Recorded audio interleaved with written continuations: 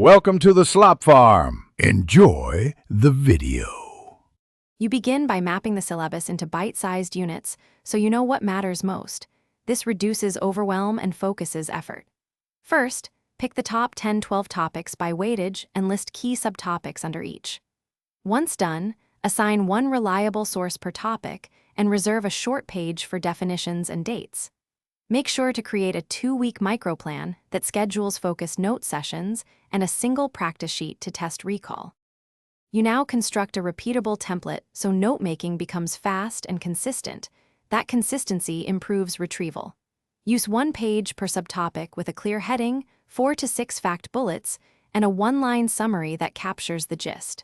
Then add a small timeline or diagram if it clarifies relationships, and write a mnemonic or keyword for rapid recall. Once finished, mark high-yield items with a symbol and list any unresolved doubts. You finish by converting notes into study-proof material and testing them under exam-like recall. This ensures real retention rather than passive reading. Every day, spend 15 minutes actively recalling key points from your pages, and each week condense related pages into 2 or 3 cheat sheets.